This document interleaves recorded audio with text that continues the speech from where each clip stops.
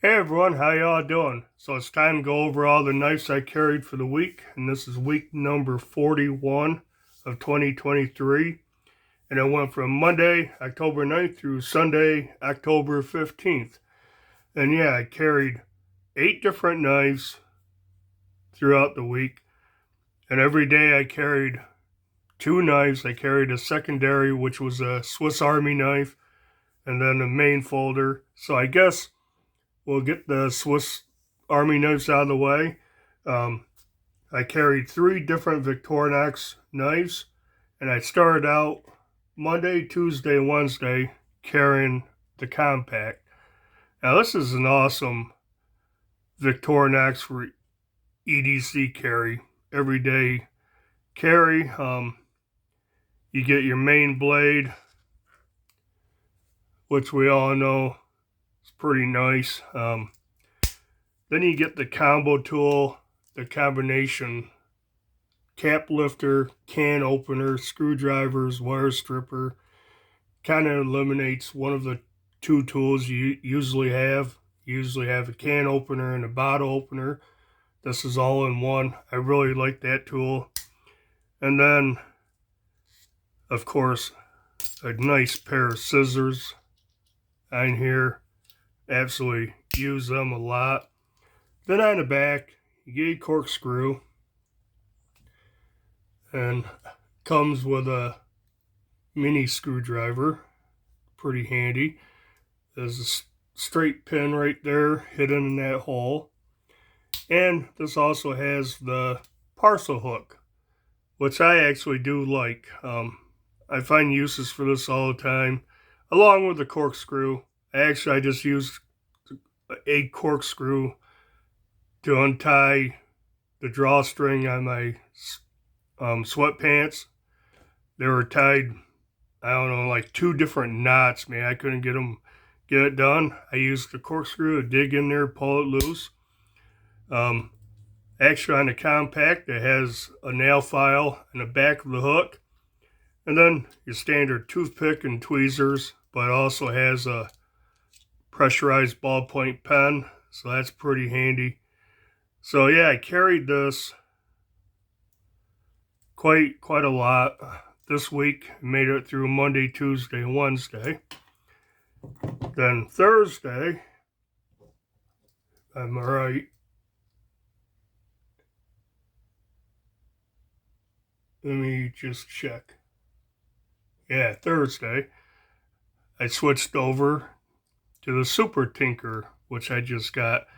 Now, I had the Tinker, and I carried it a ton.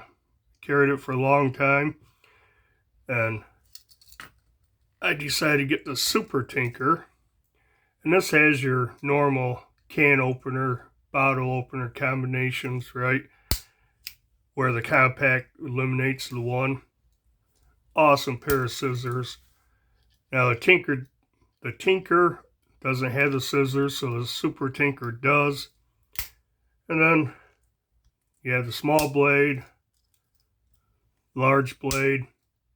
On the back, you have the all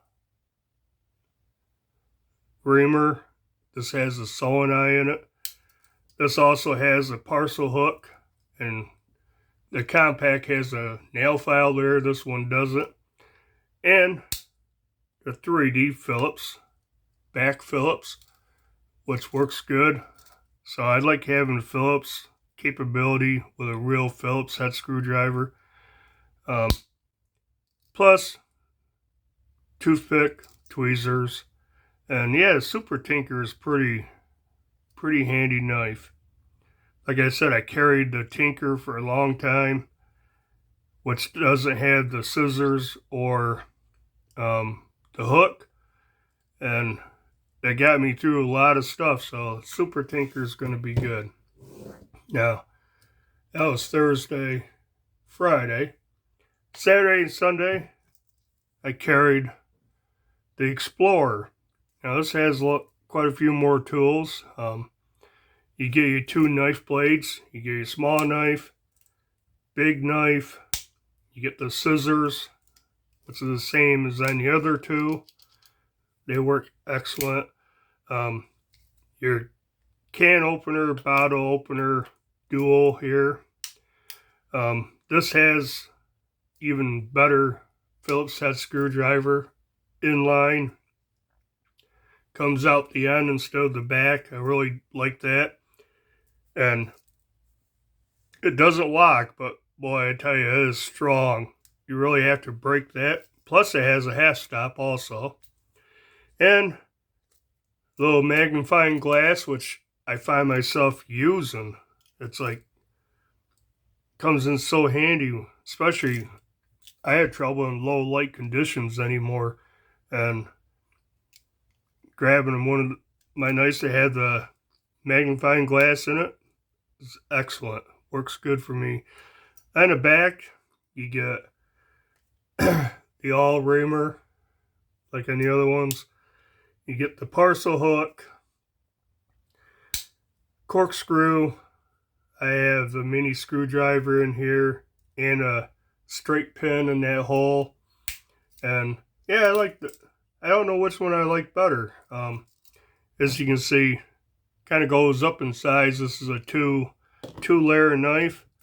Super Tinker is a 3-layer knife, and the Explorer is a 4-layer knife. So I got a little bigger, a little larger Victorinox throughout the week. So yeah, I carried one of those all week long. Moved the folders. Monday I started out with the Antario Camp Plus Midnight. Black and gray. They had two different other colors, a greenish, kind of OD green, and a white one.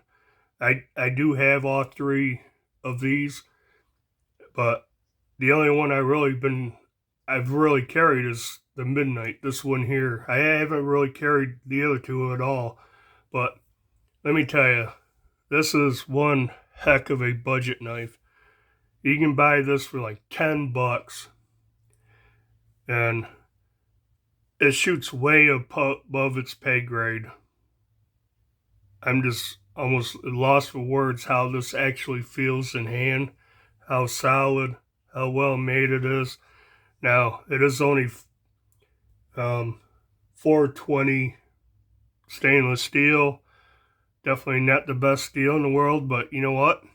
I stropped this a couple of times since I've had it. I have not sharpened it, and it still has a wicked edge.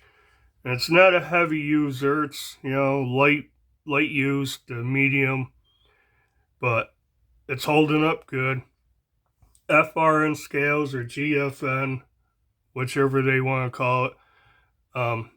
These things feel nice.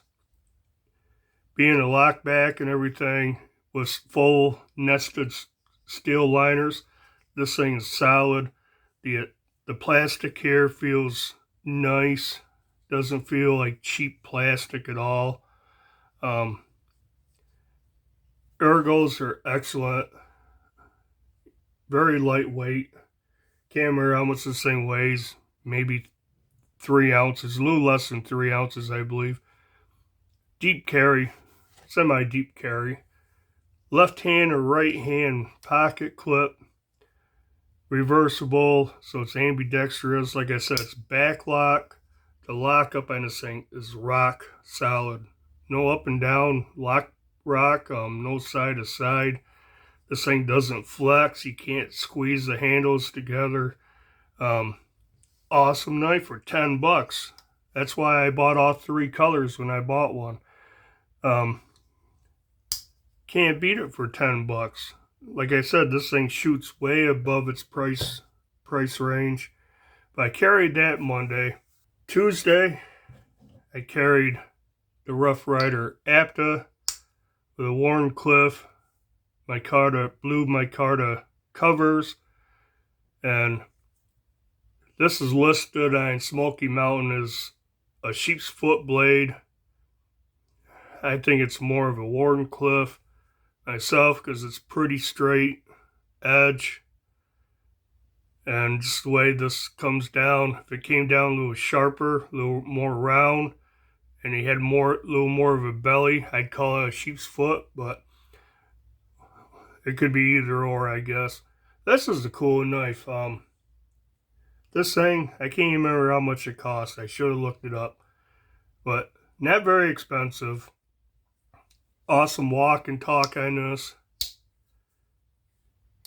Long pull nail nick. You don't need it. You can just pinch and open it. But yeah, half stop. Great snap. Pull is probably, I'd say, let's use the nail nick. Oh, I'd say the pull is probably a 6. 6 or so. Cool micarta covers on here. Lanyard hole. Now this is a slip joint as I demonstrated. Does not lock, but it has a really strong back spring. You'd be hard pressed to do something to make this close up on your fingers. Yeah, the only thing with this one was had some like glue residue up here on the bolster, which is coming off finally.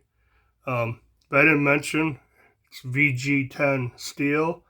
Pretty good steel for a Rough Rider, no doubt. And this thing, again, this is one I have not sharpened.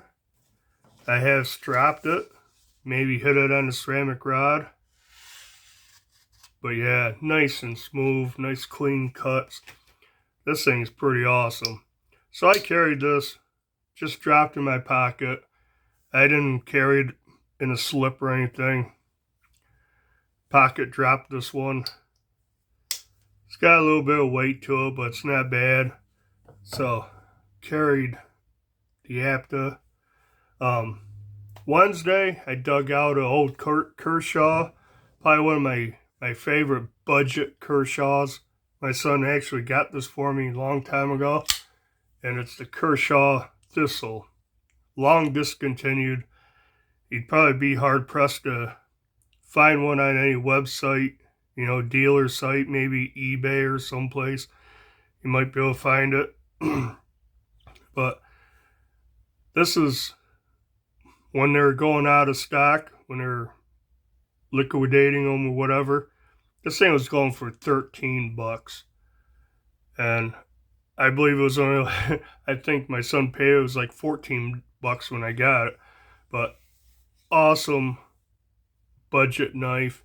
8CR 13 MOV steel, nice hollow ground, FRN handles, which you might be able to notice is a bunch of Ks. I can't remember what they call it, K traction or something, kind of like tire tread, but pretty cool. Full stainless steel liners, not milled out. Left hand or right hand deep carry pocket clip.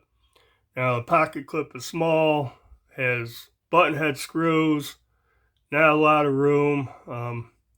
So a lot of times you got that much sticking out, which ain't bad. Has this floating back spacer, which I thought was cool. But what's cool is this is semi-button lock, I guess. Has a button feature. It is a liner lock. And lockup is rock solid. Centering is still dead center. What you do is you push this button, and that pushes over to move the liner lock over. Then you can close it, and then it'll hit, the tang of the knife will hit that bar that you're pushing in, release that, and close it. So if you're really good, you can do a double clutch close like this, or just move it, you know. Awesome. This was my winter coat knife one year. I put it in my winter coat. It lived in my pocket, the inside pocket of my winter coat, all winter long. If I had to do anything outside in the snow or where it was wet and muddy or whatever, I pulled this out instead of, you know, a more expensive knife that I had in my pocket, and worked out pretty good. Once you get this clip over something, it's pretty strong clip, it's not going to fall out of your coat pocket.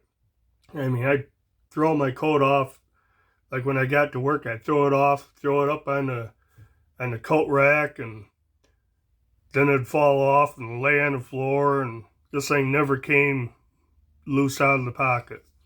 But yeah, the Kershaw Thistle. Like I said, I had a lot of Kershaw budget knives, and I more or less got rid of all of them. I got rid of a lot of them this year, but not the Thistle, because I really like the Thistle. I like the stonewash on the blade. Like I said, it's 8CR 13 MOV. I have sharpened this. Right now, this thing is super sharp. As you can see, it's cutting the index card with no fuzzies or anything. So, carried that Wednesday, right? Yeah. Thursday, I got out the Buck LT, the Buck 112 Ranger LT. And again, if you like bucks, I like buck knives. I like the 110s and the 112s. This is an awesome EDC option. They're 420HC steel with Buck's heat treat. This one is made in the USA. It doesn't say Boss heat treat anywhere, but you know, Buck's heat treat is pretty awesome.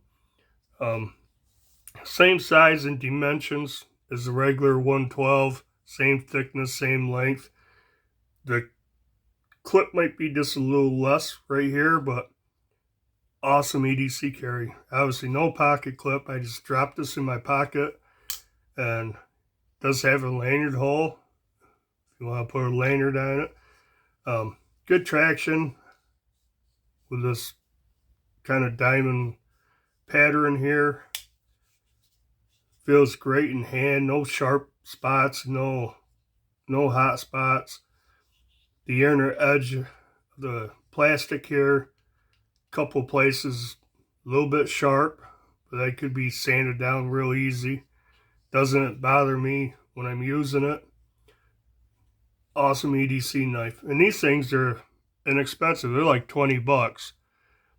I can't remember how much I paid for this, but I paid like $19.99 at Walmart for the 110. And yeah, I'd say between 20 and 30 bucks. You can't go wrong with these. I added a screw-line thumb stud to it. I two-hand close it, but at least I can one hand open it, so that works out pretty good. Yeah, I carried that, what did I say, Thursday. Now, Friday, Saturday, and Sunday, I carried the same knife. And it's another Buck, and it's the Buck 501. This is one I got off eBay for a pretty decent price. Pardon me. One reason I bought it, I don't know if you can tell, get this thing to focus. The Buck is in script. 501. Where's my, let me see. Get a better look maybe? No? There we go. Oops. There. Oh, goes in and out. The Buck is in script. So that puts this thing to pre-1985. And that's what the listing said also. So I thought, that's cool. 1985 or pre-1985 is when they stopped using the script stamp or lettering. Went to the normal. But then, when I had this, I'm looking at it, and I'm like, well, what kind of wood is that?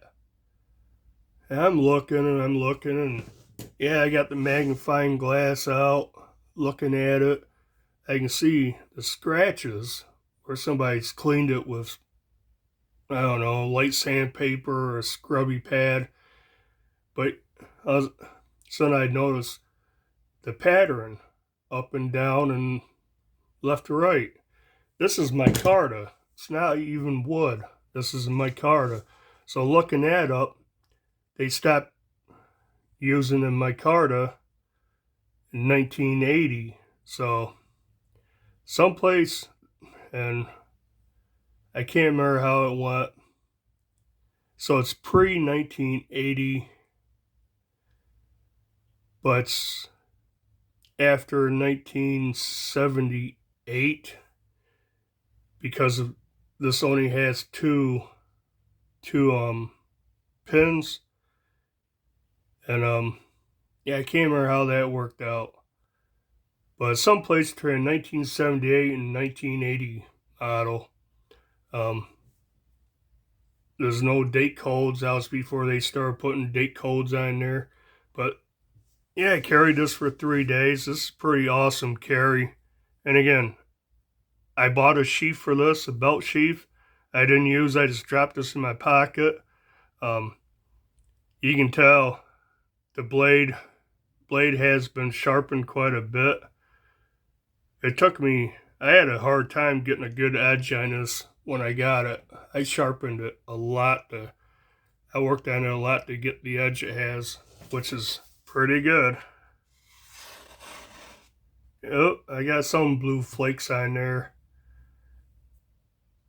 I have used this since I sharpened it quite a bit, so. But yeah, the blade's a little long, or a little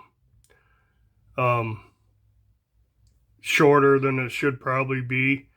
But the 501 is a cool model.